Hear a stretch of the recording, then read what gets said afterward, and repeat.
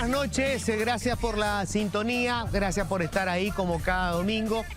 Hoy tenemos un programa en el que vamos a confrontar las ideas de tres precandidatos a la presidencia de la República, una mujer, dos caballeros, que tienen en común el de ser personas muy jóvenes con una brillante formación, lo cual, digamos, no es común en elecciones en el Paraguay, pero que pertenecen a diferentes grupos políticos. Van a estar con nosotros hoy Soledad Núñez, precandidata a la presidencia de la República por un movimiento independiente. Va a estar Santi Peña, precandidato a la presidencia de la República por un movimiento interno del Partido Colorado. Y con nosotros también Sebastián Villarejo, diputado, presidente del Partido Patria Querida, precandidato a la presidencia por ese grupo político. Vamos a discutir sobre todo lo que va a suponer para cualquiera de los tres, si es que llegan a ser presidente de la República, enfrentar el atolladero en el que estamos metidos. Así que va a ser un programa más que interesante. Hoy también va a estar con nosotros alguien que aparece en el último momento. Algunos dicen que es el plan B o el plan C del presidente de la República, Luis Petengil, empresario. También va a estar con nosotros esta noche. Bueno, quiero empezar hablando de, obviamente, ¿verdad? El drama que estamos teniendo. El domingo pasado teníamos que lamentar el asesinato de Marcelo Pecci, del fiscal, y de todo lo que suponía ese crimen horroroso y el nuevo escenario en el que nos estábamos encontrando. Se suma ahora el atentado en contra del intendente de Pedro Juan Caballero, Juan Carlos Acevedo. Y obviamente el escenario no puede ser peor, o sí puede ser peor. Lo grave es que la tendencia es que este escenario empeore. Y en una situación como esta es fundamental qué señales hay, qué señales tenemos nosotros de la clase política, del Ministerio Público, de los responsables de llevar adelante las investigaciones que correspondan para poder dilucidar quiénes estuvieron detrás de estos atentados, pero también además para desmontar esta pesadilla en el que estamos todos metidos de alguna manera. Y quiero hablar breve de las señales que recibimos. Por un lado, vimos en estos días a gente echando lágrimas en el Parlamento, lamentándose del asesinato de Marcelo Pecci. De algunos rasgándose las vestiduras ante lo que ocurrió en Pedro Juan Caballero. Y sin embargo, mucha de esa gente que derramó lágrimas ante las pantallas están entre quienes votaron por tres cuestiones que vale la pena considerar para que veas cuáles son las señales. Por un lado, indignados ante el avance del narcotráfico. Por el otro, votaron a favor de una modificación de la ley que convirtió la declaración jurada de bienes de todos aquellos que vayan a ocupar un cargo en el Estado en un cachivache.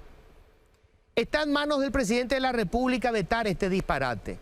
Pero básicamente, a partir de ahora, pasó a importar un pito lo que ellos declaren, porque si les pillamos que mintieron, sencillamente corrigen su declaración inicial y san se acabó la historia. En los casos que tenemos de ocultamientos, de olvidos en la declaración jurada de bienes, encontramos una cantidad de estancias, inmuebles, elementos que hacen suponer que quienes hicieron su declaración tuvieron ingresos que no pueden explicar y decidieron ocultarlos. O sea, esto podría formar parte del lavado de dinero. Esa misma gente votó en contra o decidió mejor no tratar siquiera un proyecto de ley que es clave, que se llama de puertas giratorias y que básicamente impediría que aquellos que ocupen cargos en el Estado donde administran o manejan información vital no pasen rápidamente al sector privado usando probablemente esa información. Y les voy a dar un ejemplo concreto de cómo funciona esto. Quien estaba al frente de la Secretaría de Prevención del Lavado de Dinero, un señor de apellido Boydanich, que está escondido bajo una roca porque no lo hemos podido encontrar todo este tiempo. Resulta que apenas dejó la Secretaría de Prevención del Lavado de Dinero, al mes siguiente empezó a cobrar salarios en cerca de 20 o 30 empresas pertenecientes a un mismo grupo político empresarial, que es el grupo de Horacio Cartes, quien era presidente de la República cuando él estuvo en la Secretaría de Prevención del Lavado de Dinero. ¿Cuál es el detalle? El señor Voidanich sabe perfectamente cómo esquivar todos los mecanismos de control del lavado de dinero que tiene la Secretaría. Y se fue a las empresas que pertenecen al grupo Cartes, entre las que están, por ejemplo, las tabacaleras, que siempre, no solamente acá, en todos los países del mundo están bajo sospecha o por lo menos están bajo observación porque pueden estar metidos en el negocio del lavado de dinero. Se llevaron a la persona clave, la que manejaba toda esa información. Bueno, los mismos legisladores que derramaron lagrimones por el asesinato de Pechi también están postergando el tratamiento de este proyecto de ley y ya se pronunciaron en contra. Y para completar el paquete, también estuvieron postergando hasta ahora el tratamiento de la ley que pretende dar financiamiento para comprar radares y escáner. Dos herramientas básicas para controlar el tráfico de la droga. O sea, por un lado, anulamos las herramientas que pueden servir para controlar el problema del lavado de dinero, que es lo que hace que vengan los grandes capitales mafiosos a este país, y por el otro lado, eliminamos o postergamos la compra de los equipos que van a permitir controlar el tráfico de la droga, que es lo que nos puso en el mapa de las organizaciones mafiosas. O sea, festival de hipocresía. Una sola de esas lágrimas era auténtica, ni una. En realidad, se cagan en el cuerpo de Marcelo Pechi. Son, ustedes ya saben qué. Gracias, bienvenidos, señores, esto es Políticamente Incorrecto. Bueno, y yo le voy a dar la bienvenida a los que van a estar en este debate.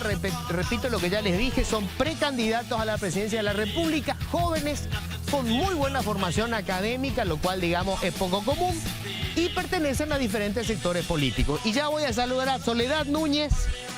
Quiero empezar directamente ya. Me gustaría que esto sea un debate. Me gustaría que sea un debate donde tengamos sobre la mesa propuestas que yo espero que sean diferentes. En algunas seguramente habrá coincidencias. Pero básicamente partamos de la hipótesis de uno de ustedes, o digamos, son presidentes y van a tener que enfrentar este problema. Hoy lo que nos salta sobre la mesa es el drama narco, el problema del narcotráfico y el lavado de dinero. Nos convertimos de repente en una suerte de acopiadora del mundo del crimen, de acopiadora de la droga y de una lavadora gigantesca para poder blanquear todos esos dineros de origen ilícito. Entonces me gustaría empezar directamente contigo, Sole. ¿Qué haces? Sos presidenta. Este quilombo que tenemos ahora, ¿cómo se enfrenta? Sí, antes, Luis, quiero agregar que no es solamente el narcotráfico. Acá estamos hablando de la narcopolítica también, porque sí, se ha infiltrado en todas las esferas políticas y partidarias en nuestro país. Forma parte de nuestra, casi una realidad de simbiosis, digamos, ¿verdad? Ok.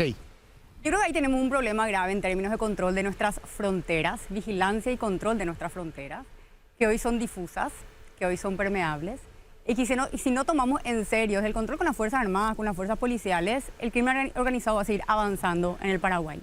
Segundo, vos mencionabas el caso que se viene postergando hace años del control de nuestro espacio aéreo, que no es menor, es la compra de unos mecanismos, tecnología para poder tener una cobertura de radares de nuestra superficie aérea. No es tan difícil, pero claramente cuando hay grupos que tienen poder de decisión, que están en el proceso, esto se frena.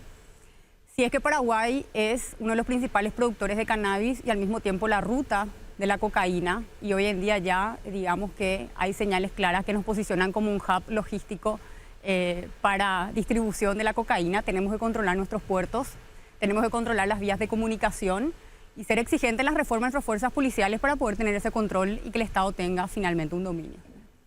Control en las fronteras, control del espacio aéreo. Y lavado de dinero. Y lavado de dinero. Follow the money, dicen los americanos. Okay. Hay que seguir el dinero si queremos finalmente resolver el problema del narcotráfico. Ok, vamos a seguir enseguida con eso. A ver, Santi.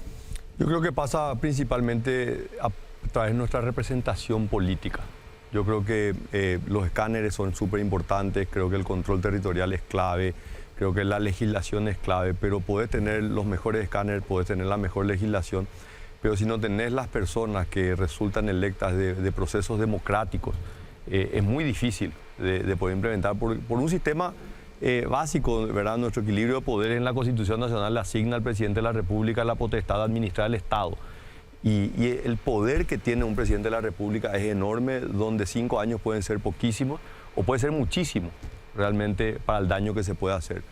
Yo creo que lo que ha ocurrido en los últimos 4 años ha sido un deterioro tremendo y un aumento en la permeabilidad de la estructura del gobierno.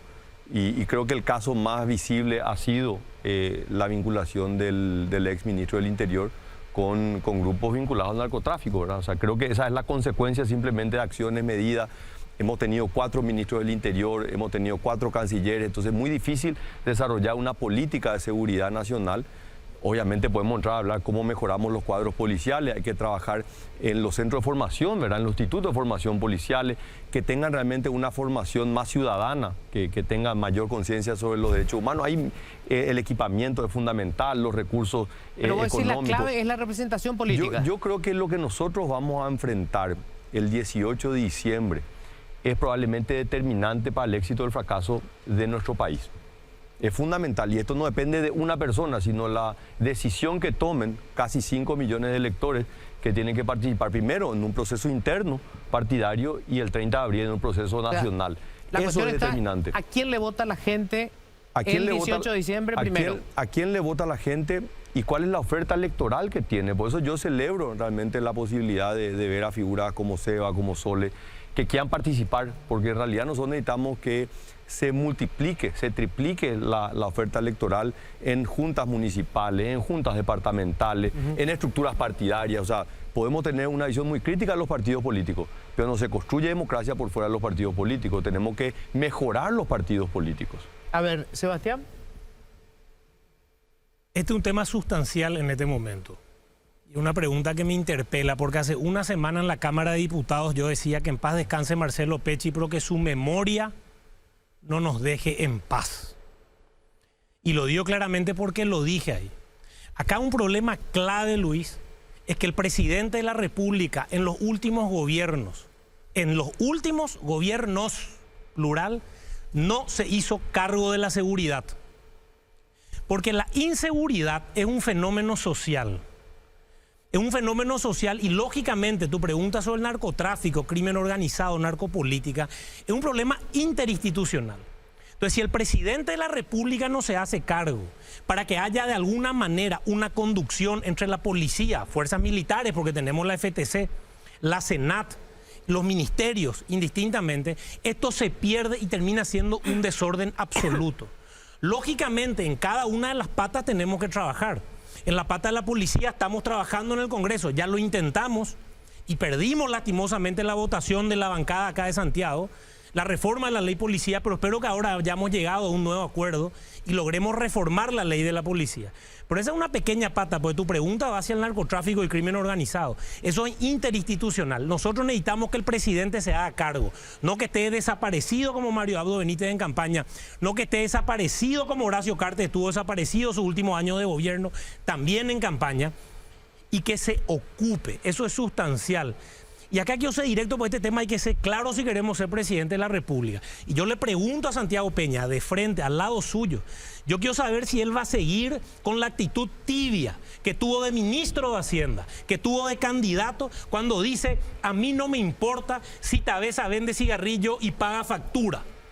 Porque si queremos ser presidente de la República, debemos saber que las rutas del contrabando de cigarrillos son las mismas rutas que el contrabando de narcotráfico, las mismas rutas que están manchadas de sangre de paraguayos. Entonces nosotros no podemos ser tan laxos y decir acá cobramos impuestos y pagan factura. Tenemos que involucrarnos en ese tipo de cosas, con convicción, con decisión y con coraje. Eso debemos hacer como presidente de la República. Sí, la verdad que si entramos en ese tipo, ¿verdad?, de acusaciones, ¿verdad? No es una acusación, lo dijiste. No, es la acusación, Seba, ¿verdad? O sea, yo creo que, a ver, acá... ¿Qué opinas de la venta de tabaco de Tabesa? Yo creo que es el mayor contribuyente del fisco. Yo creo que hoy genera... o sea, ¿no te importa que el contrabando de cigarrillo esté metido en el narcotráfico? A ver, yo creo que, y capaz que tu juventud no te hace conocer lo que es la industria, cómo se ha desarrollado, pero el Paraguay ha desarrollado una industria del tabaco probablemente de los años 60 o 70, ¿verdad? Primero la tenía la familia Bo, después la tuvo la familia Osvaldo Domínguez Dip, y hoy la tiene, ¿verdad?, un conglomerado de empresas donde Tabesa, que forma parte de un grupo de empresas del expresidente Horacio Cartes, representa el 50%, pero hay otro 50% que nunca te escuché a vos mencionar. Tabesa es la mayor contribuyente del fisco. Te podés ir a visitar Hernandarias, ¿verdad?, y podés ver la cantidad de empleos formales que pagan y que contribuyen a las arcas del Estado y en seguridad social. Ahora, hay un problema delictivo y hay que atacar el problema delictivo, como también hay que atacar el problema delictivo que nunca te escuchaba atacar al hermano del vicepresidente que permitió que entraran 40 camiones, y eso sí le perjudica al contrabando que mata a las industrias nacionales, que pagan impuestos, que generan fuentes de empleo. Entonces, si nosotros acá vamos a ponernos para atacar a un actor político que hoy sigue siendo la figura política más importante, o sea, esa es otra cosa. Vos tenés que ganar una interna el 18 de diciembre. Y si ganás, nos vamos a enfrentar. Pero acá no vamos a utilizar este escenario simplemente para tirar ataque y acusaciones. Este no es un escenario de ataque. No te pido, escenario, ahora te toca escuchar. Te pido que escuche la Cámara de Diputados, no solo que sigan lo que dice Bachi Núñez, sino que escuche la Cámara de Diputados cuando yo claramente pedí la renuncia de todo lo implicado en ese contrabando. Hice un furibundo discurso. Y nuevamente estás defendiendo el hecho de una industria y no hablando de la situación de que el contrabando de cigarrillos se mueve por la misma ruta. Estás defendiendo y está bien, te entiendo, es lo que tenés que hacer. Estás haciendo un show como el show es un que show. hace ¿Y por qué no respondes? Para ganar visibilidad. ¿Y por qué no respondes? Porque no está demostrado. ¿Qué no está demostrado? Que el contrabando de cigarrillos se va por la misma ruta de los narcos. ¿Cómo es posible que no está demostrado? ¿Cómo es posible que hasta hoy no se haya encontrado armas y droga cuando hubo incautación de cigarrillos? Explícame. Las mismas rutas estamos hablando, las mismas rutas. Las mismas rutas se utilizan. Es una cuestión geopolítica, no le trata a la gente de la audiencia no está queriendo escuchar el show, te escucha a vos una vez por semana haciendo el show en la Cámara de Diputados para ganar visibilidad. Vamos a hablar de propuestas, Seba, no es lo que no es una propuesta hablar de esto. Quiero escuchar tu opinión, Sole. Están dominando. Es un tema crucial, o sea, todos los organismos de seguridad a nivel internacional coinciden en que la ruta del contrabando, ya sea el cigarrillo, del whisky, del azúcar, de lo que sea, 100%. Es la misma ruta que utilizan 100%. También para el tráfico de drogas. Sí, 100%. Eso está demostrado, hay un montón de estudios que lo demuestran, ¿verdad? Son los mismos factores logísticos también que apoyan, es la misma ruta, eso yo creo que coincido plenamente con lo que está diciendo Seba. Pero yo iría más como a la cuestión que mencionaba Santi, de que el problema es la representación política. Yo me pregunto, ¿cuál fue el partido que estuvo en el gobierno en los últimos 10 años? ¿Y cuál fue el partido que tuvo mayoría en las cámaras, tanto legislativa como de senadores, en los últimos años de la historia democrática paraguaya, ¿verdad? ¿Cuál es el partido que estuvo? El Partido Colorado. Vos te estás candidatando por el Partido Colorado. Y tu candidato a vicepresidente, no, espera, Santi, déjame terminar. Tu vicepresidente es presidente de ese partido.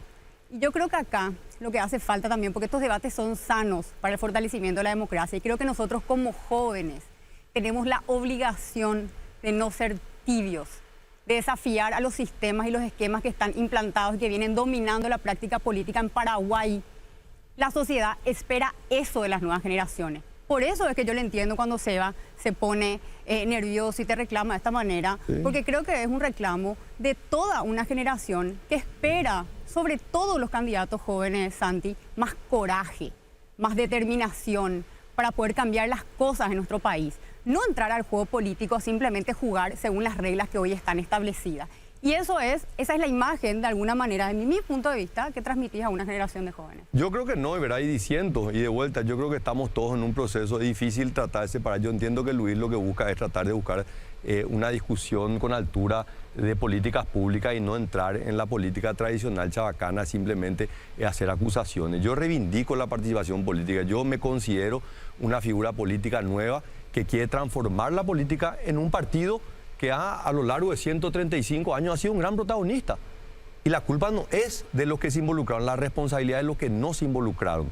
Yo creo que hoy nuestro deber como una generación joven es alentar a jóvenes que se puedan involucrar en el Partido Colorado, en el Partido Liberal, en los terceros espacios, que les aliento a que sigan intentando. Yo creo que los terceros espacios en el Paraguay no van a funcionar. Nosotros vamos a tener Partido Colorado y Partido Liberal, como tenemos en Estados Unidos, un partido demócrata y un partido republicano, o como tenemos en Inglaterra, un partido laborista y un partido demócrata. Entonces yo creo que es la posibilidad de poder enriquecer la oferta electoral, no mirando para atrás, ¿verdad? Entonces, ¿estamos queriendo repetir lo mismo que hacen los otros o queremos hacer de manera diferente?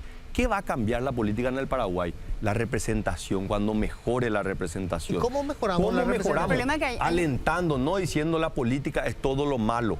La política es la actividad más noble. Hay muchos políticos que le han hecho mal a la política, como hay muchos paraguayos que están fuera de la política y también le hacen mucho daño. Entonces, si acá vamos a venir simplemente a achacar a un partido que en 134 años fue uno de los principales responsables de la reconstrucción del Paraguay después de la guerra, fue el partido que trajo el voto de la mujer, trajo las 8 horas laborales, reivindicaciones sociales. O sea, hay muchas cosas que ha hecho el Partido Colorado bien y hay muchas que ha hecho mal.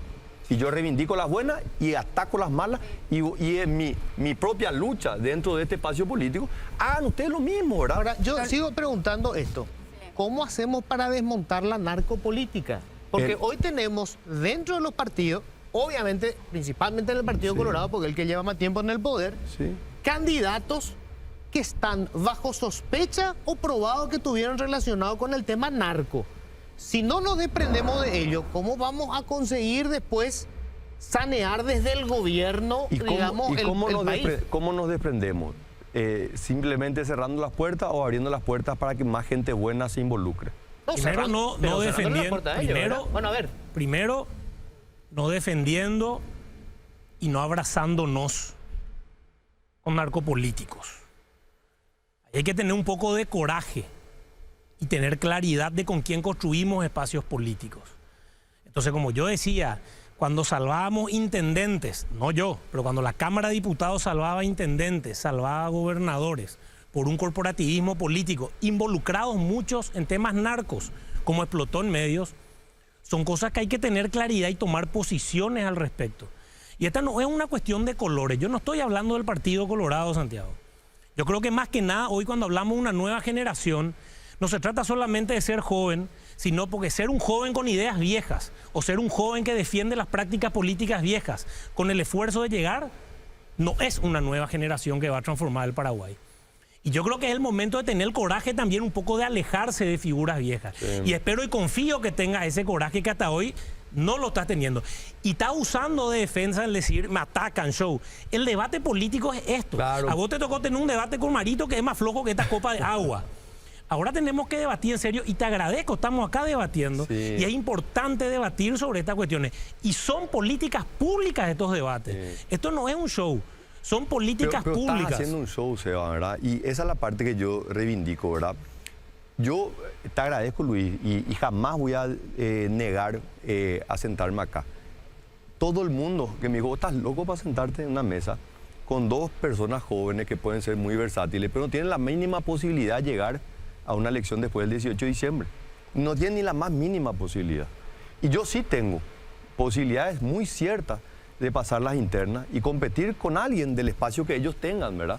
Entonces, si yo voy a venir simplemente a discutir y acusaciones sobre un proceso electoral del cual ellos no van a participar, creo que le estamos haciendo perder el tiempo a la audiencia principalmente, y lo habíamos hablado, la posibilidad de poder debatir cómo cambiamos la representación, cómo mejoramos la política pública, cómo mejoramos, probablemente Seba tiene más experiencia en el ámbito legislativo, cuáles son las leyes. Yo le dije a Katia hace 2 semanas, le dije, Katia, yo no creo que en el Paraguay hayan falta de más leyes, creo que lo que falta es cumplir las leyes que tenemos, de la misma manera que creo que la Constitución se podría cambiar, pero no es un hecho determinante en el desarrollo que el Paraguay tiene que llevar. Entonces, yo le digo honestamente, a mí no van a enganchar, yo no me voy a enganchar en esta pelea porque no tiene ningún sentido.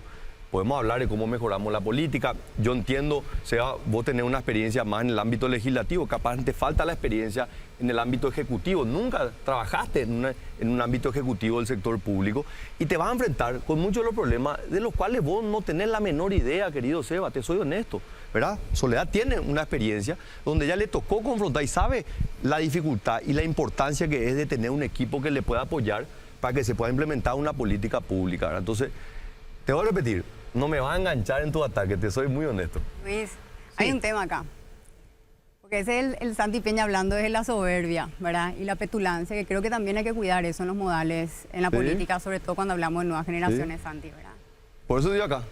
Este es un acto de humildad tremenda, pero sos muy hábil con las palabras que utilizás, entonces puedes tratar de persuadir a la audiencia, pero la gente no es tonta, ¿verdad? Y vos hablás de no ataques, pues la verdad es que tenés todo un esquema y toda una estructura también montada que se encarga de atacarnos, a Seba, a mí, a otros candidatos constantemente. Entonces nosotros no nos chupamos el dedo, digamos, no somos tontos, entendemos cómo es el juego político, ¿verdad? Y eso también vos lo haces, ¿verdad? Claro, a ver, quiero ir a otro tema. Quedamos por ahora acá. Voy a volver otra vez al tema de la seguridad y el tema del narcotráfico. O sea, yo lo que quiero saber, bueno, ¿qué hacemos? Porque es que los narcos están allá y nosotros estamos de este lado. Los narcos están acá con nosotros, los narcos aparecen en la foto, los narcos son candidatos. Hay gente de los dos partidos tradicionales que están candidatándose y son narcos, y sabemos que son narcos, y están ahí. Entonces, esa es una cuestión, pero voy a dejar ahí por de pronto, para ir por otro lado y volver otra vez a debatir. En estos días estábamos hablando con César Barreto, exministro de Hacienda. Me parece un hombre muy racional, muy racional. Muy bueno. Tuvo la administración de la cosa pública. Sí. Y decía César Barreto, el modelo se agotó. Tuvimos un modelo de crecimiento que más o menos desde el 2004 hasta el 2014 dio resultados. Es decir, hicimos una pequeña reforma tributaria, el sector privado hizo mucha inversión en carne y soja, creció ese sector, hubo muy buenos precios en el mercado internacional, crecimos, se redujo la pobreza que estaba casi en un 50, bajamos al 30 y pico, pero se agotó el modelo. Hicimos obra pública durante el periodo anterior, durante este periodo, endeudándonos. No hicimos con dinero propio, lo hicimos endeudándonos. Eso no es cierto. Claro que sí. No, porque parte del déficit estaba explicado. También había un ahorro operativo. En el periodo pasado nosotros dejamos un ahorro operativo. Aparte de lo que se endeudaba, sí, también con los ingresos propios, pero fue también poquísimo. Se invertía. No, pero había. Pero que fue casi nada. O sea, hasta ahora la gran obra pública la hacemos con endeudamiento, Hoy lo sí. cual no necesariamente Hoy es malo. sí, no solamente la obra, también el gasto corriente se hace con deuda. Bueno, pero el tema es que llegamos al límite. Ya Sí. no podemos seguir tomando crédito. Este modelo, digamos, ya no va a tener una expansión enorme y nosotros seguimos teniendo una población en condiciones de pobreza. Entonces pregunto, ¿cómo salimos de esto? ¿Cuál es la fórmula para salir? ¿Más de lo mismo o tenemos alguna otra fórmula? Sole. Categóricamente necesitamos un cambio y ese cambio viene desde la representación política.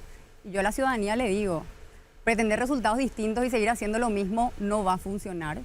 Tenemos que apostar a cambiar la representación de quienes están tomando las decisiones. Es cierto, el próximo presidente, la próxima presidenta no va a tener una situación económica fácil. Llegamos al límite de nuestro endeudamiento, terminamos una bonanza económica de dependencia de los commodities. Hoy tenemos que ser un país serio que pueda atraer inversiones extranjeras, que no lo vamos a lograr si tenemos presidentes que son de dudosa reputación para la comunidad internacional. Para eso necesitamos un Estado de Derecho. Por supuesto, cómo se va a conformar el Congreso en el futuro también es fundamental. Yo creo que hay un tema que nadie lo está abordando y que es una oportunidad única en Paraguay, que es la gestión correcta del proceso de urbanización para generar las economías de aglomeración que generan valor a nivel nacional. Corea del Sur lo hizo, ¿verdad? Gestionando correctamente la urbanización, eso tuvo una incidencia directa en el PIB. En Paraguay no lo estamos haciendo, yo insisto. El proceso de urbanización que tiene fecha de caducidad, porque esto termina en 20, 30 años, ya vamos a tener tasas superiores o similares a la de nuestros países vecinos. Si no gestionamos correctamente nuestro sistema de ciudades intermedias y las áreas metropolitanas, buscando que en una buena planificación las densidades generen economías de aglomeración que agregan valor a nuestro sistema, vamos a perder una oportunidad única, que es lo mismo que sucede con el famoso bono demográfico. Tenemos que poder invertir en capital humano, nuestra juventud tiene que poder emprender. Tenemos que desarrollar toda una generación de emprendedores, no más de jóvenes dependientes del Estado que solamente aspiran a encontrar un trabajo en el sector público, sino que explotar en el buen sentido de la palabra todo ese potencial que tiene la juventud que quiere emprender, y eso necesita políticas públicas de soporte a las micro, pequeñas y medianas empresas, que son las que sostienen también el empleo nacional. Si hablamos de la economía, los números de la macroeconomía son importantes, pero tenemos que pensar cómo eso desciende en la microeconomía, cómo garantizamos empleo, y un empleo que no sea informal, un empleo que sea serio, cómo hacemos de que eso impacte en obras tanto que garanticen servicios sociales como servicios básicos de calidad. Y creo que ese es el gran desafío que tenemos en los próximos años. ¿Todo eso sin tocar impuestos? Tocar impuestos en un momento de crisis económica es complicado. lo primero que tenemos que hacer es mejorar el gasto, esto sin duda, y tener esa discusión madura en el proceso de transición del siguiente gobierno para determinar cuáles son los espacios fiscales que tenemos. Seguramente algo vamos a tener que revisar, pero que sea fruto de un consenso y una conversación, un diálogo a nivel nacional. En primera medida, no tocar impuestos, ni en bonanza, ni en auge y crisis. Creo que Paraguay, por lo menos los próximos 5 o 6 años, no debería tocar su sistema tributario. Yo creo que este sistema tributario puede generar enormes dividendos en términos de mayor recaudación, haciendo crecer la economía. Creo que las dos áreas claves, y creo que Soledad tocó tangencialmente, son la salud y la educación, forman parte del capital humano. Paraguay necesita recuperar la estabilidad macroeconómica que ha sido determinante en ese proceso que vos decías del crecimiento económico, porque Paraguay se benefició de ese boom de los commodities gracias a que reformuló la ecuación económica de dos instituciones, Banco Central y el Ministerio de Hacienda. Iba a ser imposible beneficiar en términos sociales, a pesar del ingreso masivo que hubo por las exportaciones. Pero ese modelo claramente se agotó. Hoy tenemos que atacar a la raíz de la productividad. ¿Qué es lo que le permite a un país ser productivo? Es el capital humano, y esto se consigue con una población más saludable y con una población mejor educada. Creo que nuestros modelos, tanto de salud y de educación, no están mal diseñados, quedaron desfasados en el tiempo. En el ámbito de la educación, Paraguay implementó una reforma de la educación pública en los 90, que era el aumento de la cobertura. Atrás quedaron las anécdotas de nuestros padres, abuelos y tíos que te decían, bueno, yo estudié hasta el 3er grado, pues no había luego 4º grado en mi ciudad. Entonces creo que hoy tenemos una amplia cobertura. De hecho, el ratio de docentes por alumno es bastante importante. La cantidad de escuelas, sabemos que hay más escuelas probablemente de las que necesitamos. Tenemos que reformular también eso. Y tenemos que mejorar la calidad de la educación, atacando probablemente la raíz, que es la formación de los docentes a través de los centros de formación docente.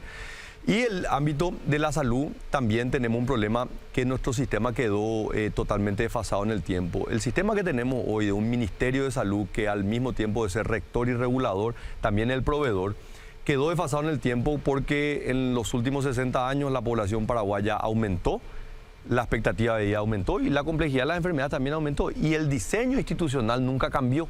Entonces claramente hay que ver, y yo creo que, y lo repito constantemente, creo que el modelo Uruguay de los últimos 15 años de reforma ofrecen muchas lecciones para Paraguay de cómo reformular un sistema más eficiente y aumentar la inversión, que es determinante, creo, para poder dar mejores servicios. Creo que Paraguay puede generar enorme progreso social atacando la cuestión de la salud y la educación.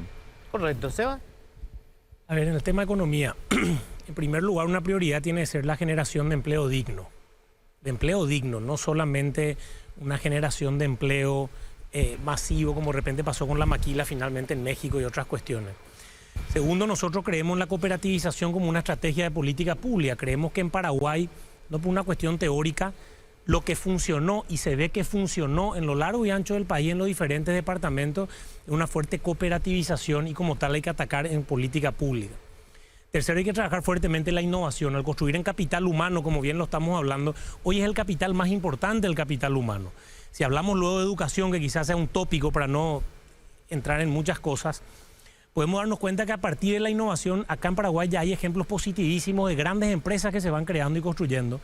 Y de esa forma finalmente el Estado también recauda más, porque son empresas nuestras. La empresa más grande creo que de América del Sur, que es Mercado Libre, no sé si Latinoamérica, que me corrigen, es un argentino que es cruzando el río, porque un paraguayo no pudo haber creado esto con las debidas cosas, ¿verdad? Pero lo cuarto que es sustancial en la economía, y no es poca cosa, es la lucha frontal contra la corrupción. ¿Por qué esto? La lucha frontal contra la corrupción y el malgasto. Según el BID, en el 2019, y ahora creo que hubo otro estudio que me corrijan, estamos hablando de 1.500 millones de dólares. Imaginémonos que el presupuesto total de salud del Paraguay, no el ministerio es 1.000. Seguros médicos, ya redondear, ¿verdad? Seguros médicos privados 200, pero son contratos plurianuales. IPS redondeemos en 500, porque he dicho un redondeo. Es prácticamente lo mismo que se malgasta en el Estado. Desde la Presidencia de la República, nosotros debemos convocar a las mejores personas. Y con la disculpa del caso, yo no creo que la experiencia cuando se han llevado en carretilla nuestro dinero, cuando nos demuestran que hay 1.500 millones de dólares de gastos públicos, es el gran tema hoy en día. Hoy el gran tema es la experiencia, la convicción y meter una gestión pública honesta, eficiente y patriótica. Entonces, con estos elementos, ir construyendo una economía. Ahora no puedo dejar de señalar algo. Estas cuestiones que los tres hemos señalado son de mediano plazo.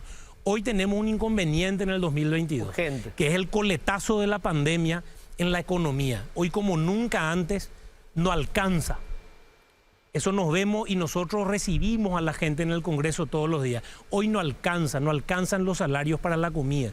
Y hay que tomar medidas concretas. Nosotros, en términos legislativos, esto hay que decirlo, una ley que podría ser tildada a izquierda la propone un partido de derecha como Patraquería, que son el tema de ollas populares. Hay que tomar decisiones concretas que nos van a tocar a nosotros, al que sea presidente de la República, y cuando estemos en el Palacio de López, nos tocará administrar una gran crisis económica que se viene post pandemia, que requerirá soluciones ahora. Pero no puedo dejar de señalar algo. De 2.000 y pico subió a 14.000 y pico millones de dólares la deuda entre el gobierno Cartes-Mario Abdo. 11.500 millones de dólares de deuda. Y en el 2019, es decir, terminando el gobierno Cartes, estaban hablando de 1.500 millones de dólares de malgasto público. Esto no es poca cosa y habla de cómo se puede generar realmente una revolución en la gestión pública. Los mismos no van a generar una revolución en la gestión pública. Tengo que hacer la pausa. Tengo que hacer una pausa y te doy obviamente para hablar de eso. Vamos a hablar justamente del quilombo, la caja fiscal, que quiero saber qué va a hacer, de qué vamos a hacer con el Estado, qué vamos a hacer con todos los funcionarios públicos que están de más, que no tienen una, digamos, función práctica para el contribuyente. Bueno, vamos a hablar de eso después de la pausa. Tengo que hacer una brevísima pausa, ¿verdad? ¿Me corregí? ¿Está bien? ¿Mati? ¿Sí? Bueno, dale.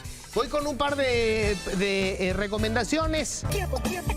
Siempre digo lo que Una cuestión que quería mencionar que es muy importante y le voy a reconocer públicamente a Santi. Nunca arrolló un debate, ni siquiera cuando era ministro de Hacienda, ¿verdad? Y eso es muy importante.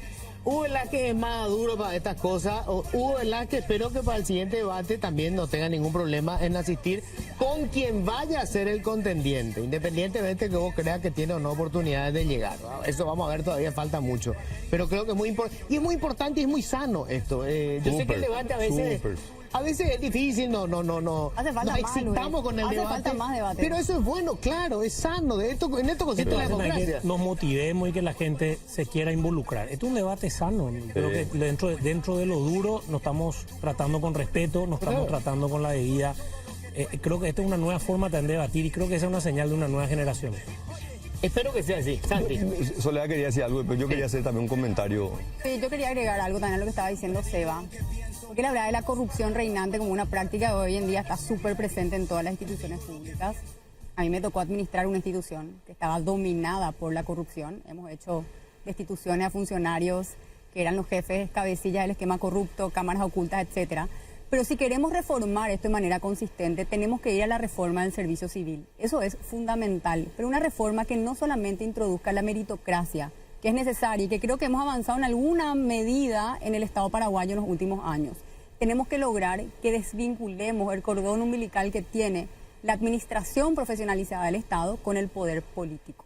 Al momento que logremos eso, vamos a tener una correlación o un vínculo directo con la disminución de los casos de corrupción. Esto también está probado, digamos, en muchos países del mundo. Las grandes reformas fueron claves para poder disminuir la corrupción en la función Tienen que pública. ser funcionarios del Estado, no del gobierno. Tenemos que diferenciar bien cuáles son los funcionarios de gobierno y cuáles son los funcionarios del Estado, ¿verdad? Chile lo tiene muy claro, ¿verdad? Chile, vos te vas, a la medida que estuvimos trabajando con el Ministerio de Vivienda, uno conoce a un funcionario y te dice, yo soy funcionario de gobierno. ¿Eso qué significa?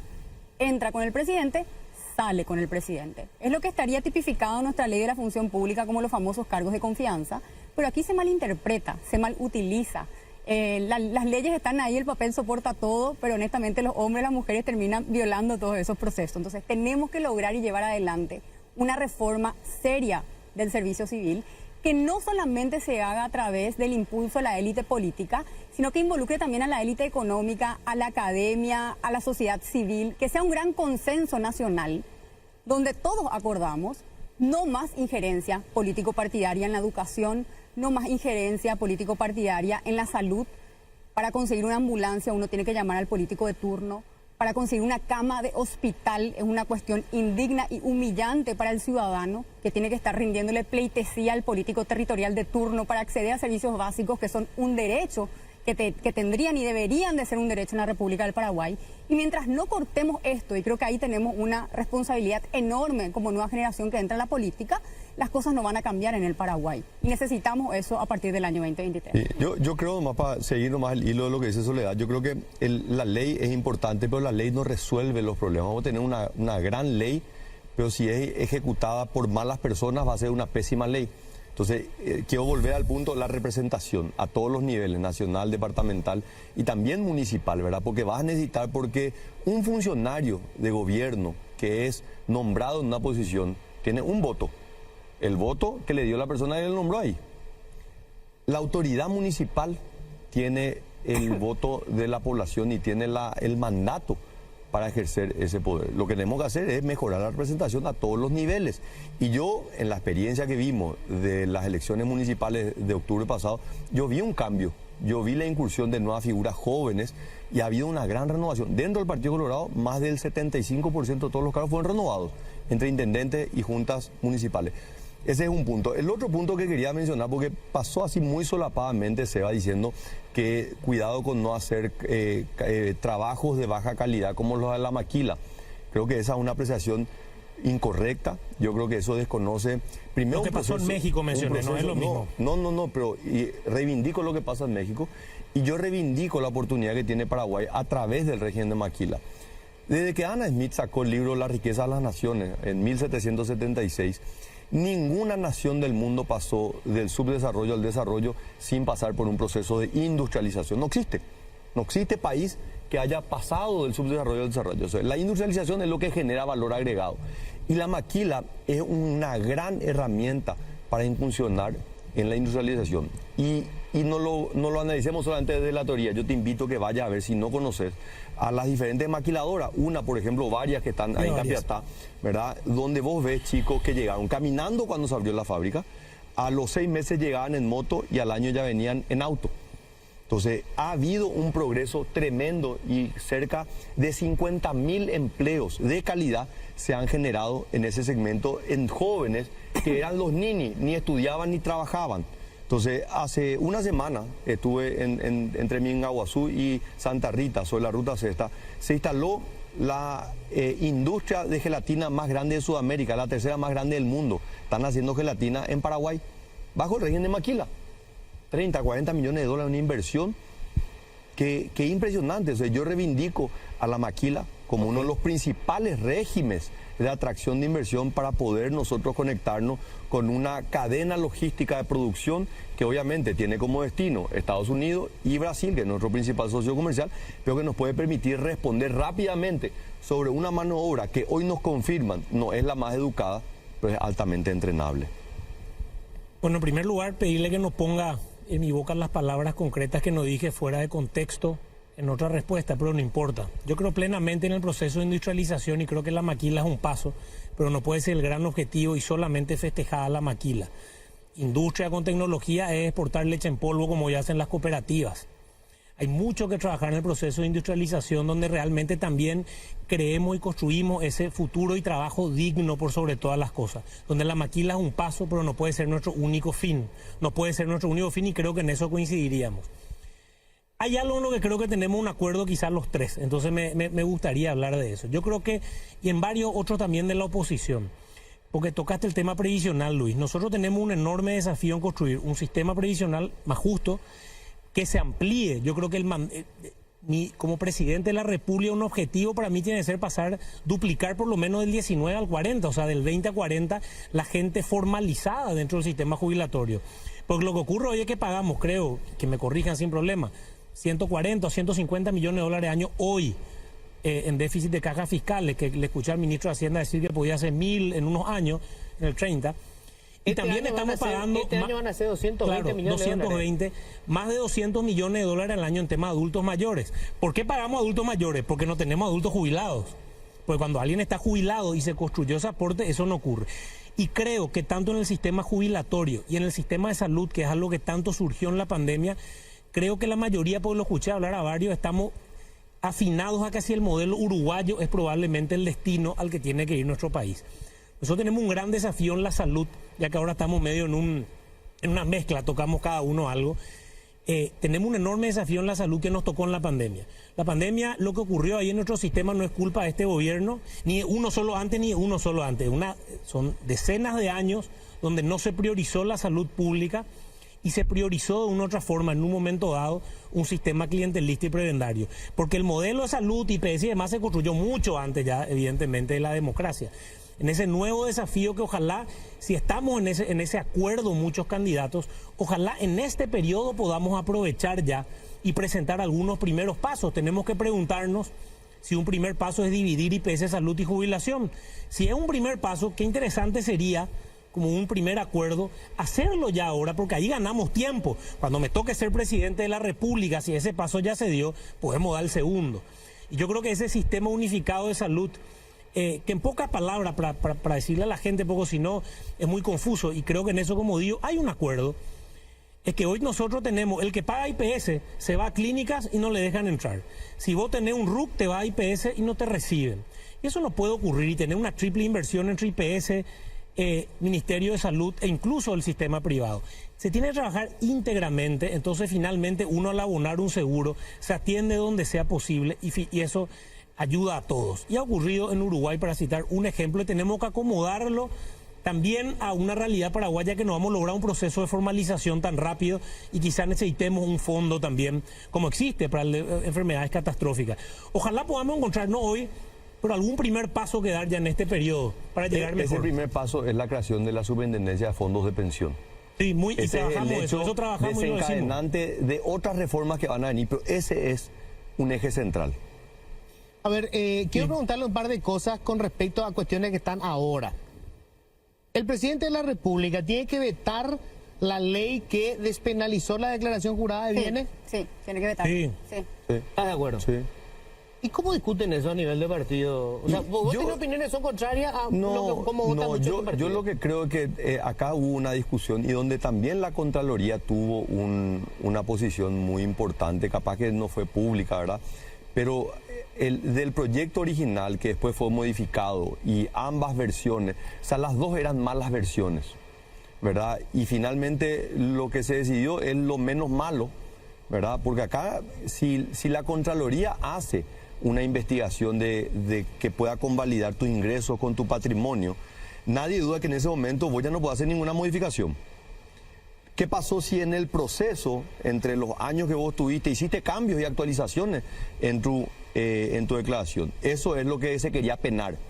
Entonces, de repente, no sé, vos transferiste un auto o creíste, hiciste un contrato privado, pero había sido que no se hizo la transferencia, el comprador nunca hizo y sigue figurando en los registros públicos.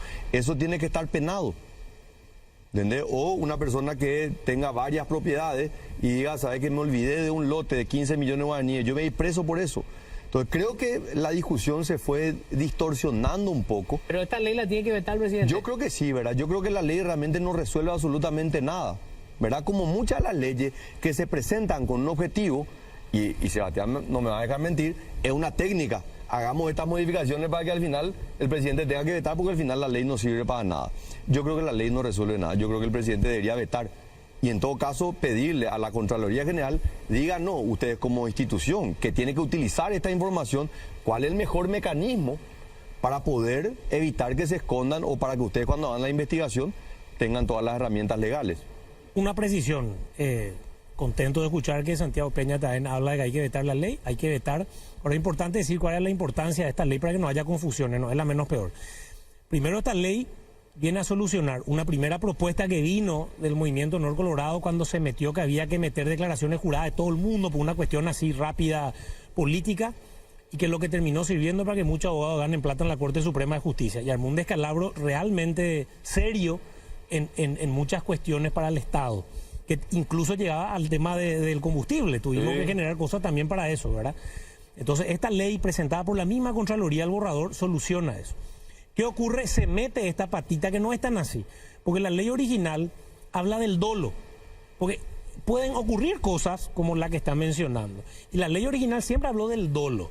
No es lo mismo, me equivoqué 5 millones, no conté que yo soy accionista de esta empresa, no es lo mismo esto. Hoy como está, cuando se cambia el artículo ya no existe eso. Entonces automáticamente uno puede rectificar sin ningún tipo de límite, No hay límites. Claro. Así como estoy No es lo redactada, mismo por eso que- hay que vetar. claro. Entonces, yo puedo decir, No yo tengo 10 registré un millones de auto, guaraníes pero registré una y estancia. no cuento de que soy un accionista. Y después asumo y 3 años después digo, tengo este. Y 5 después cuento, tengo este. O sea, antes estaba previsto. Y lo que te decía es, el dolo va a ser atendido.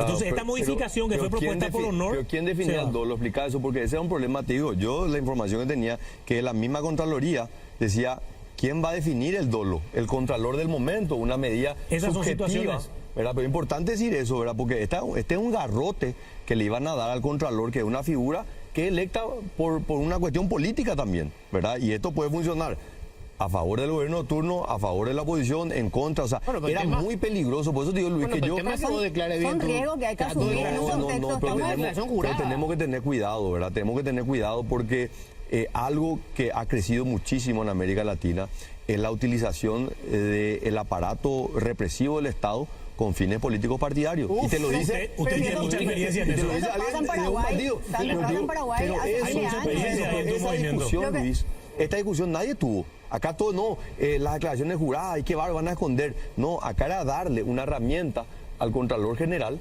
para que él defina lo que era un dolo y lo que no era un dolo.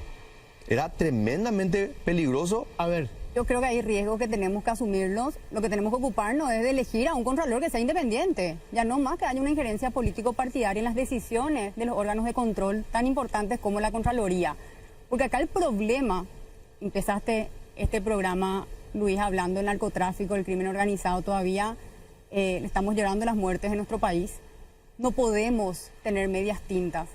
Y los recursos, a esconder los activos, la corrupción, el lavado de dinero, sigue siendo un tema fundamental para alimentar ese esquema que va a seguir avanzando. Estamos a puertas de una nueva epidemia que va a ser el aumento de la violencia consistente en nuestro país como causa del crimen organizado.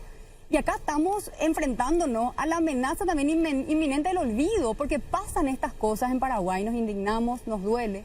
Pero ¿cómo hacemos para transformar y cambiar eso? Eso tenemos que discutir y tenemos que arriesgarnos y tomar medidas arriesgadas para poder cambiar las cosas. se me fue el tiempo, ¿verdad? Se me acabó totalmente, pero bueno, yo les agradezco. ¿No hay otro bloque? No hablamos de justicia. No, hay un montón de cosas que quedaron en el tintero. Este es apenas un primer avance, un primer debate. Yo les agradezco mucho. Mi intención es que así sean los debates, ¿verdad? Yo sé que van a ser a veces calientes, qué sé yo, pero Pero eso es bueno. pero Es que, bueno. pero que se debatan las ideas. Les agradezco muchísimo. Muchas gracias, Luis. Un placer compartir con Soledad y con... Gracias, Luis. Sí, va. Un llamado a la gente que participe. Tenemos que cambiar las cosas, si no el país no va a mejorar. Muchas gracias. Y la frase que siempre digo, solo aquellos que se atreven a ir más lejos descubrirán hasta dónde pueden llegar. Es momento que el Paraguay se atreva, que elijamos y busquemos lo mejor. Vivir mejor es posible. ¿Era una frasecita para cerrar? Nos vemos después del 18 de diciembre. Bueno. Vamos a estar tenemos juntos, que vamos a debatir después del 18. Vamos a ver Cuando quién es ganemos la el concertación. Alguno Vamos a de ganar la dos. concertación. ¿Alguno?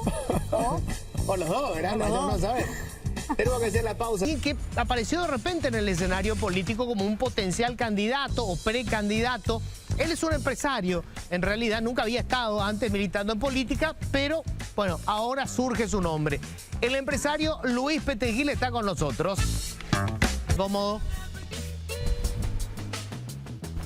Bueno, Luis, estaba leyendo acá tu trayectoria, digamos, un empresario que está en mil cosas, vos y tu familia, ¿verdad? ¿Por qué meterte en política? Bueno, un poco por la preocupación, porque hoy tenemos normalmente dos modelos que están en Latinoamérica y tal vez en el mundo, ¿verdad? El totalitarismo y la democracia. Entonces, según mi análisis, humilde análisis, yo creo que el Partido Colorado es el que asegura que sigamos en democracia. La concertación viene con elementos de la izquierda. Yo creo que sí vamos a tener, sí se van a juntar todos, ¿verdad? Y van a venir en una concertación. No creo que sea bipartidismo, Partido Colorado, Partido Liberal, sino que al armarse la concertación viene con el totalitarismo metido ahí adentro, ¿verdad? Si bien es cierto, en el gobierno de Lugo ya los tuvimos, no tuvieron el tiempo suficiente, ¿verdad? Y la preocupación es que yo creo que el Partido Colorado es el que asegura que sigamos en democracia. Supongo que el Partido Liberal también, pero cuando viene mezclado, no sabemos en la mezcla cómo se va a comportar en la realidad. Y siempre, como todo Latinoamérica se está convirtiendo, está yendo hacia ese modelo, ¿verdad? A mí me entra temor de que también a Paraguay le entre ese modelo y, bueno, va a cambiar radicalmente todo nuestro sistema de vida, etc. Y ahí es donde yo, pensando que el Partido Colorado es el que aseguraría que se mantenga nuestro sistema democrático, es que me preocupo cuando tenemos dos candidaturas dentro del partido, las dos muy buenas, pero muy radicalmente separados. Entonces es probable que no ocurra, una vez que terminen las internas, que no ocurra ese abrazo republicano, como le llaman, ¿verdad? O que no se junte como ya ocurrió en el 2008. Bueno, O sea, vos, digamos, te lanzás a la arena política temiendo que el Partido Colorado, si va a una interna con estas dos candidaturas, llegue a una ruptura que no pueda ser subsanada y eso provoque la derrota del partido. claro, la derrota del partido y del modelo. O sea, ahí vamos a... no, inicialmente no creo que se cambie el modelo porque el modelo realmente nuestro está sustentado por el Congreso, ¿verdad? Y en el Congreso no creo que lleguen a tener Mayoría. mucha mayoría, ¿verdad?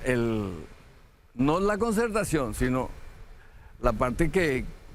Claro, pero sin ir al tema de, digamos, tu preocupación sobre Claro. la concertación, tu preocupación sobre el Partido Colorado, o sea, vos lo que planteás es, o sea, vos planteás tu candidatura como una alternativa a esta confrontación entre los otros dos candidatos. Realmente yo nunca planteé mi candidatura, sino que el peligro que tenemos yendo así, estamos transitando un camino que nos puede llevar a una derrota electoral. derrota electoral. Y bajar los decibeles no está fácil, ¿verdad? No se bajan los decibeles y todavía no empezó, ¿verdad?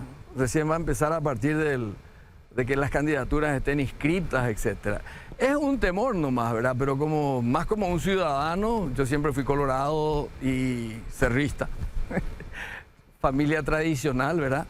Entonces nos preocupa que podamos transitar el camino que está transitando, por ejemplo, Argentina, increíblemente para mi concepción, Chile, ¿verdad? Cosas que...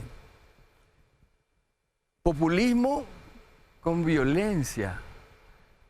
Y un país como Paraguay, que da tanto gusto vivir en Paraguay, nos gusta a todos los paraguayos vivir en Paraguay, y generalmente siempre la receta de ellos de toda la vida es la misma, ¿verdad? Ahora, ¿no te parece que este modelo ha sido útil para un sector? Pero hay un porcentaje altísimo de la población que está en condición de pobreza. O sea, este modelo también significó corrupción. Este modelo significó gente exiliada económicamente. Este modelo también ha significado para mucha gente vivir mal. O sea, no ha sido precisamente el modelo exitoso. No, yo creo que si le miramos desde el punto de vista de que tenés la posibilidad de cambiar cada 5 años el rumbo, por lo menos te da una sensación de libertad, ¿verdad? En el otro no cambias más, ¿eh? Bueno, pero Entonces, ¿cómo digo cambia si es nomás. el mismo partido si estás desde hace 65 años? Pero no depende tanto solamente del partido, depende de los hombres que van a ser. No, el Partido Colorado no es el mismo partido siempre. El Partido Colorado tiene una infinidad de 2.800.000 afiliados o un montón de gente. No todas las personas son iguales. Y O sea, el coloradismo de Marito en el poder no es lo mismo que el coloradismo de Horacio Cartes en el poder. No es lo mismo. La ascendencia de Marito no es la misma ascendencia que la de Horacio, ¿verdad? Uno es empresario, el otro es político. Después tuvimos Nicanor, que es político. Tuvimos Guasmosi, que fue empresario. Nunca va a ser perfecto. Eso no existe, ¿verdad? Pero justamente, fijándome que... Te podés fijar de que la gente se queja que tenemos no sé cuántos empleados públicos, 300.000 empleados públicos, tenemos muchos, entre eso hay planilleros, etcétera. Nosotros en la empresa privada tenemos planilleros. No lo sabemos. Cuando detectamos, lo sacamos, ¿verdad? Pero digo nomás, no es fácil en la vida no tener eso. Y si comparás, decís, no, estos 300.000 es muchísimo. Fíjate en la Argentina los 15 millones de subsidiados que hay. Eso es como un empleado público, sin hacer nada, sentado en su casa. O sea, es muchísimo peor lo que te ofrecerían a lo que tenés, ¿verdad? Entonces, hasta no sé qué grado de pobreza tendremos, un 20 y pico % creo que tenemos, ¿verdad? Que son un montón de gente, pero yo creo que la Argentina va camino al 50% de pobreza. La Argentina, un país mucho más rico que Paraguay, tiene petróleo, mar, tiene todo tipo de suelo, tiene minas, tiene... ¿Qué es lo que no tiene, verdad? Y Ahora, sin embargo le está yendo muy mal. Y nos consta, ¿verdad? ¿Cómo manejas vos y tu familia el riesgo que supone entrar a política? Porque, bueno, ustedes tienen frigorífico, empresa constructora y, digamos, hoy sos un empresario. O sea, Sí. nadie te tiene en el centro. Pero vos sabés que entraste a la política y la cosa cambió. Cartes. Se llamó Cartes antes de llegar a la presidencia, no estaba en el blanco como está hoy. Sí. Es un riesgo. Y bueno, pero es una elección también, porque ya todo lo que ya hicimos, o sea, ya hice, y ya estoy contento con eso. Entonces, digo, puedo dar 5 años de los años que me quedan para tratar de, no digo de corregir totalmente el rumbo, pero por lo menos de darle otro aire a lo que tenemos, a nuestra democracia. Si bien es cierto, yo muy poco puedo hacer por el Congreso, pero dando ciertos ejemplos y haciendo ciertas... Nosotros necesitamos 3 o 4 cosas, nomás necesitamos. No vamos a poder en 5 años cambiar todo el modelo y ser el ejemplo del mundo, pero podemos... Hay cosas que se pueden hacer. Necesitamos empleo, en primer lugar, empleos, para que la gente tenga trabajo, ¿verdad? Vos sos muy amigo del presidente. No, fuimos parientes, digamos, Claro. a través de mi hijo, pero Sí. amistad con él no tenemos. No pero tenés. nos tratamos muy bien, o sea, nos respetamos. ¿Y qué opinás vos del gobierno de Marito? Bueno, un gobierno que le vino todo encima, ¿verdad? Tuvo le vinieron las 7 años de vaca flaca, ¿verdad? Le vinieron uno tras otro, donde no tiene ningún... él no ocasionó que venga la pandemia, no ocasionó que venga la sequía, no ocasionó que vengan todas esas cosas. Y yo creo que salimos bastante bien, comparados con todos los demás, porque siempre tenemos que... como decía un amigo mío cuando le preguntaban, ¿y cómo está su señora? Y comparada con quién, le decía, bueno, comparémonos con quién nos comparamos, con la región. Nos salimos muy mal parados. No estamos, decimos que se aumentó la deuda. En la Argentina se triplicó, quintuplicó la deuda. O sea, en todos los otros países ocurrió lo mismo. Sin embargo... Con respecto a la otra figura del Partido Colorado, vos sabés que muchos analistas insisten en que Horacio Cartes, dicen, es un peligro para la democracia. ¿Vos qué opinás? Y la verdad que no sé por qué es un peligro, o sea, ¿a qué se refieren en lo de peligro, verdad? El copamiento, se habla del lavado de dinero, del contrabando de cigarrillo. Yo creo que siempre que alguien tenga un poder económico muy fuerte, siempre va a ser un factor de decisiones, ¿verdad? Y puede convertirse en un peligro como no, ¿verdad? Como puede hacer Chile, etcétera. Tienen gente que tiene muchísimo dinero y no por eso Chile tampoco también... No, pongo Chile porque se me viene nomás a la cabeza justo el cambio que tuvieron ahora, que no entiendo cómo, pero cambiaron, ¿verdad? País ejemplo en macroeconomía, en un montón de cosas, y sin embargo, mirá lo que les pasa, ¿verdad? Preocupados porque Chile es uno de nuestros mejores mercados para la carne, por ejemplo, ¿verdad? Claro. Es nuestro mejor mercado. Me sorprende, Luis, el lanzarse a política, obviamente es complicado. Y sobre todo, bueno, viviste una situación digamos, particular, muy dura, ¿no? Perder a tu hijo, a tus nietos. ¿Cómo superas una situación tan dura como esa? Vamos tratando.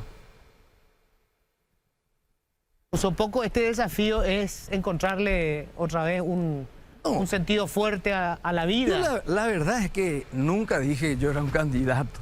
Solamente cuando pongo el problema y me dice, sí, pero la posición está tomada y políticos no vamos a poder conseguir, porque si pensamos en un político para una unión, está de este lado o del otro lado. Entonces, político no es una opción porque están todos divididos. Este está de este lado, este del otro lado. Entonces yo decía, un empresario, pongan un empresario. Pero ¿quién? ¿Quién? No sé. Al buscar, se puede ofrecerle y si le interesa, le interesa. Y la pregunta fue, ¿vos estarías dispuesto? Sí, ¿por qué no? Yo estaría dispuesto porque primero entiendo que la presidencia de la República es lo máximo que te puede pasar en la vida, ¿verdad? Como logro personal. Y segundo, que creo que la gestión que puedo hacer, la puedo gestionar muchísimo mejor si miramos todos los candidatos prácticamente. Ahora, ¿ya es una decisión tomada? ¿Vas a participar de la interna colorada? No es fácil porque primero que es muy tarde ya, ¿verdad? Sí. No es fácil porque tenés que tener el movimiento. Yo nunca fui político, ¿verdad? O sea, somos del sector privado, ¿verdad? Entonces, nunca fui político, entonces no tengo los movimientos políticos y los requerimientos, y hay que tener un partido, hay que presentar 45 senadores, 30 suplentes. ¿Y cuándo vas a decidir? ¿Qué? ¿Cuándo vas a decidir? Bueno, tengo conversaciones con partidos políticos, o sea, no son partidos, con movimientos del partido que están interesados, etcétera, etcétera, pero realmente los dos movimientos que ya están al frente son muy difíciles ya de que busquen alguna, pero espero que lleguen a un entendimiento y que se puedan subsanar las diferencias y no ir totalmente fraccionados, ¿verdad? Luis, te agradezco mucho. Hasta ahora creo que la gente no había escuchado un poco de tu boca, sí, finalmente qué pasaba con esto. Porque de repente surgió así, ¡pum!, una candidatura que nadie se esperaba, o una supuesta candidatura, ¿verdad? Claro, no, la verdad que no, en ningún momento, cuando uno hace propuestas, a mí por lo menos en mi forma de trabajar, yo les contrato a todos ustedes para que me traigan problemas y varias soluciones y yo elija. No me tiren el problema y no la solución. Bueno, es mi forma de funcionar como empresario. Entonces, cuando te ¿y vos estarías dispuesto? Sí, estaría dispuesto. ¿Por qué no? Es todo lo que dije. No dije, yo me dedico. Porque si querés ser presidente de la República, tenés que hacer una conclusión política de toda tu vida, te dedicas y como conclusión llegás a la presidencia. Bueno, Horacio la primera vez que votó en su vida votó por él, ¿eh? O sea, no hubo conclusión. Bueno, pero fue una circunstancia especial que también le favoreció. El partido estaba en la llanura, es distinto. Y Guasmosi también, tampoco fue político toda su vida y también logró. Y bueno, yo creo que en este momento también se podría dar, a pesar de que las posiciones están jugadas realmente. Luis, un placer, gracias. Muchísimas gracias por la entrevista y un saludo a todos los televidentes. Con esto cerramos nosotros. Que tengan todos un feliz resto de jornada.